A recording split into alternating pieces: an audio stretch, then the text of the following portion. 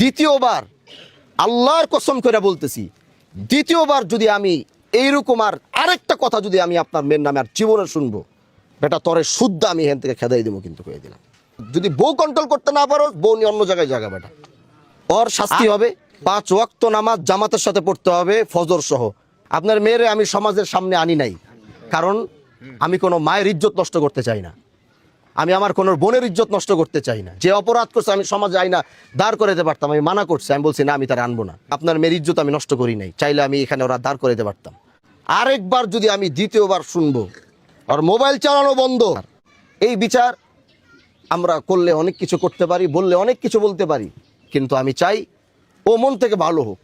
আমি অন্যায়ভাবে আমি আমার ক্ষমতা আছে বলে আমি এখন সব করে ফেলবো সেটা আমি প্রকৃতভাবে ওর এমন একজন সন্তান দেখতে চাই আগামীতে, আজকে যারা ওর নামে এই বিচার দিছে এবং ও এটা উপলব্ধি করার পরে আমি ওর এরকম সন্তান দেখতে চাই আগামী 3 মাস পরে এলাকার মানুষ গিয়ে বলবে যে ভাই আজকে দেখি ও ভালো হয়ে গেছে, 5 ওয়াক্ত নামাজ জামাতের সাথে পড়তেছে, মানুষের সাথে ভালো ব্যবহার করতেছে, ওর পুরো চরিত্র সবকিছু পরিবর্তন হয়েছে। আমি এরকম ওরে দেখতে চাই।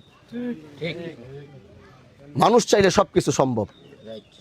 আমি এই মহিলাটাকে দেখতে চাই যে এই মহিলার ভালো হবে, আমার কাছে ক্ষমতা আছে, আমি চাইলে এখন বলতে পারি তালা মাইরা দিয়া কালকে থেকে এই বাড়িতে আর কেউ থাকতে পারবে না। তাহলে কারো বাপের সামর্থ্য নাই ওরা এই বাড়িতে রাখার। আমি যদি বলি এই বাড়ি তালা মাইরা এই মেয়ে আর ওরা থাকতে পারবে না, কেউ সামর্থ্য আছে ওরা নিয়ে এখন বাড়িতে রাখা? বলেন পারবে কেউ নিয়ে রাখতে?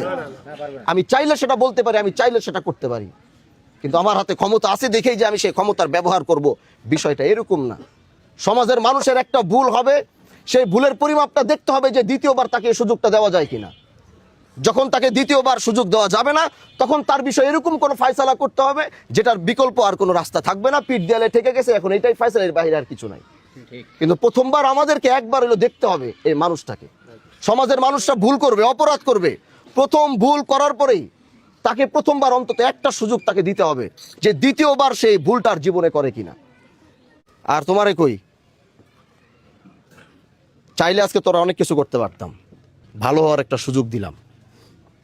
এলাকার মানুষ যেন আমার কাছে রিপোর্ট দেয় আগামী 3 মাসের মধ্যে যে ও পরিবর্তন হয়েছে। 5 ওয়াক্ত নামাজ জামাতের সাথে পড়তে হবে, ফজর সহ। এটা কমপ্লেন আমি খোঁজ রাখবো। কোন পাশে মসজিদকে, ইমাম সাহেবকে, ইমামকে, এখানকার ইমাম আছে ওই মসজিদের, বিল্লাল, ফজর থেকে শুরু করে এশা 5 ওয়াক্ত নামাজ জামাতের সাথে আদায় করবে টানা 3 মাস। কয় মাস? এর মধ্যে একদিন ফজরের জামাত যদি মসজিদে উপস্থিত না হয়, ওইটা আপনি লেখা রাখবেন, মনে থাকবে। কি বলছি কথা বুঝেন নাই আপনি আমার? হ্যাঁ, ফজর থেকে নিয়ে এশা 5 ওয়াক্ত নামাজ জামাতের সাথে টানা 3 মাস। কয় মাস? 3 মাস। টানা 3 মাস। একদিন মিস হবে, একদিনের হাজিরা আমি রাখবো, খবর রাখবো, ওই একদিনের শাস্তি হবে। আর তোমরা, ওরা এই এলাকায়, এই পরিবার, ওরা এখানে থাকবে। আজকের পরে কেউ কোনো ধরনের ওদেরকে জ্বালাইতে পারবে না, কেউ ওদেরকে উস্কাইতে পারবে না, কোনো খারাপ কথা বলতে পারবে না, কোনো ধরনের উল্টাপাল্টা ওদেরকে ইশারা ইঙ্গিত দেওয়া যাবে না। ওরা আগে যেভাবে ছিল, এরা পরিবার যেন এইভাবে থাকতে পারে। ঠিক আছে ইনশাআল্লাহ। আমার এই আমলে আমি বলেছি আল্লাহ আমাকে যতদিন এই আসনে রাখবে, আমি একটা সুন্দর সমাজ দেখতে চাই। সেটা কি আপনারা আমাকে দেখাতে পারবেন ইনশাআল্লাহ? বলেন দেখাতে পারবেন ইনশাআল্লাহ? ও যে ওরে মারছে, মারামারি করছে, যতটুকু ক্ষয়ক্ষতি হয়েছে, যাই হয়েছে, জরিমানা একটা নির্ধারণ করবেন এখানে। এই জরিমানা আপনার দিতে হবে। ঠিক আছে, রাখেন। এই আপনার স্ত্রীটা বলেন, মেয়ে মানুষ বইলা সবসময় খালি সহানুভূতি পায়, কিন্তু এই সহানুভূতি কতদিন সমাজের মানুষ দেখাবে? বলেন আপনি, এই সহানুভূতি কতদিন দেখাবে? নিজের বউরে সামলাইতে না পারলে বউ বাচ্চা নিয়ে সব নিয়ে এলাকা থেকে যাবে গিয়ে। আর যদি দ্বিতীয়বার কোনোদিন আমি শুনবো তোমার এই অপকর্মের কথা, তোমার বউ কারো ফোন দিছে বা তোমার বউ কোনো কিছুর সাথে জড়িত হয়েছে, তাই এলাকায় তার আর কোনো থাকার কোনো সুযোগ নাই। ওরা কি জানতোই? ওরা কি জানতোই ব্যবসা সম্পর্কে? জানতেন? আপনি জানতেন? আশিক ছেলেটার আমি চিনি। আপনি জানতেন এই ব্যবসা সম্পর্কে? আগে জানতেন? আপনার বোন কোথায়? আপনি কত টাকা দিচ্ছেন? আমার বোন এটা কি আপনারই দিছে না ওরে দিছে সরাসরি? না, আমার বোন গাড়ি বিক্রি দিছে। আর আমি কি গাড়ি? সিএনজি আছে ঢাকা, একটা সিএনজি গাড়ি ছিল, ওটা পুরো দিছে। আর আমার কিছু ক্যাশ টাকা ছিল, আর আমি মানুষের কাছ থেকে কিনে নিয়েছিলাম। ও আমার কাছে পৌঁছে যাবে। এই আবার কখন ওরা তো এই ব্যাপারে জানতো না? জানতো? 5 বছর স্বর্ণ। আর আমি তোমার জিজ্ঞেস কথা অ্যানসার দাও। ওরা কি ব্যবসা সম্পর্কে জানতো? ওরা জানতো? আরে ভাই শোনো, আমি তোমার ক্লিয়ার কথা দিই। হ্যাঁ, আমি কিন্তু এই বিচারাদি করে আসছি অনেক বছর। আমি এনে বসলেই পুরো সেটআপটা আমার মাথা অটোমেটিক চলে আসে, আমি বুঝি এগুলো আমার বুঝাই লাভ না। আল্লাহ আমার এটা খুব বুঝার তৌফিক দিয়েছে। শোনো, তুমি অন্যায় করছো, তোমার অন্যায় তোমার স্বীকার করতে হবে। এখন তুমি যদি বারবার ওনার উপরে চাপাই দাও, ওনারা এটা আগে পরে ছিল না, তুমি কিন্তু লোভে পইরা তুমি 10 লাখ তুমি কামাইবা, আর ও তোমার ব্রেন ওয়াশ করছে যেন তুমি কাস্টমার তার আইনা দাও। এখন ও তোমার টার্গেট দিবে, ও জানে যে এখানে ভালো ব্যবসায়ী কে কে আছে, কার কাছে গেলে তুমি ক্যাশ টাকা পাইবা। তোমার তারা একটা ইশারা দিয়ে তোমার বুঝাইছে কিনা? হ্যাঁ আমার ব্যবহার তা তুমি স্পেশাল কম পারবা। তো তোমারে ওরা একটা টার্গেট দিছে যে তুমি এই মানুষের কাছে গেলে টাকা না তুমি পাইবা। তুমি ওর কথায় পড়ে কিন্তু তুমি তাদের কাছে আসছো, তাদেরকে তোমার একটা মার্ক করে দিচ্ছে, এদের কাছে গেলে টুকটাক টাকা পয়সা তুমি নিতে পারবা, টাকা এনে দিতে পারবা। তুমি কিন্তু ওর ওইসব জিনিস না দেখে, ব্যবসা না দেখে তুমি ওর কথার ফাঁদে পড়ে তুমি কিন্তু ওদের কাছে আসছো কিনা?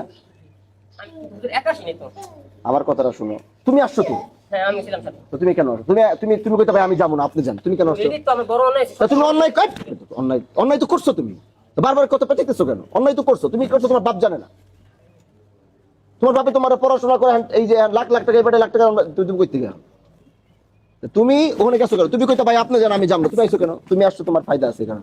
শোনো, ও তোমার টোপ দিস, লোভে পড়ছো, এই লোভে পইরা আইসা ওনাদের কাছে এই বিষয়টারে সুন্দরভাবে উপস্থাপন করছো। তোমার কনফিডেন্স লেভেল এত হাই ছিল, তুমি কইতা তোমার ওর উপরে এত বিশ্বাস হয়েছে যে তুমি কইছো ভাই চেক আমি দিম, নাও আপনি দিবেন, তোমার কনফিডেন্স লেভেল এত হাই হয়ে গেছে। তো এখন এই যে তুমি যে মাঝখানে মিডলম্যান থাইকা, বিশ্বাসটা তো ওরা আশিকরি করে নেয়, বিশ্বাসটা করছে তোমারে। ওরা তো আশিকরি বিশ্বাস করে টাকা দিছে, ওরা তো আশিকরি ঠিক মতো চিনেই না। কি কথা ঠিক আছে কি বলবা?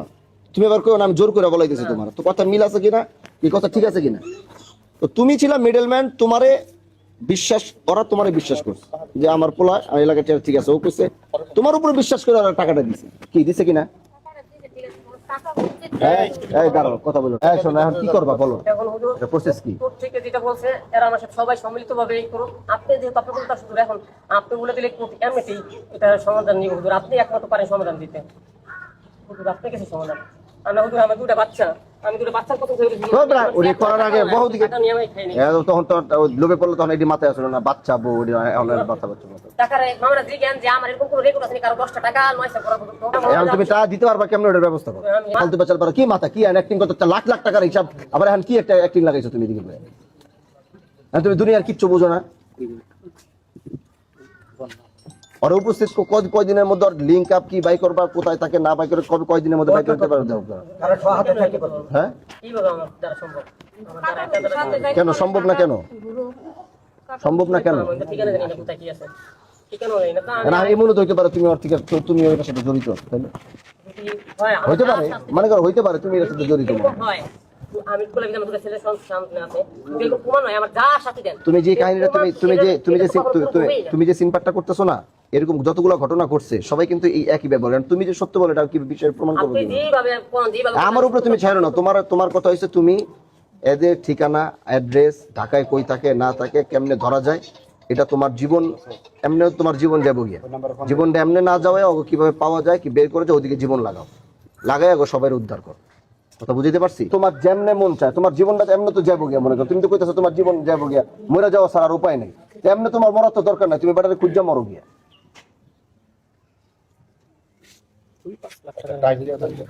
2-4-5 লাখ হলেও বুঝতাম, 67 লাখ টাকা কি মোহের কথা, 2 কোটি টাকার বেশি। আমার কথা বুঝছো, আর বেশি সময় দিতে পারবো না। তুমি কয়দিন সময় নিবা বলো? 2 সপ্তাহ সময় দিচ্ছি, 2 সপ্তাহের মধ্যে আমি রিপোর্ট চাই। এখন কেমনে করবা, কারে ধরে করবা, কোন দিক দিয়ে করবা, তুমি তোমার মতো করে করো। 2 সপ্তাহ পরে তুমি আবার এদিকে আসবা, 2 সপ্তাহ পরে আমি তোমার সাথে রিপোর্ট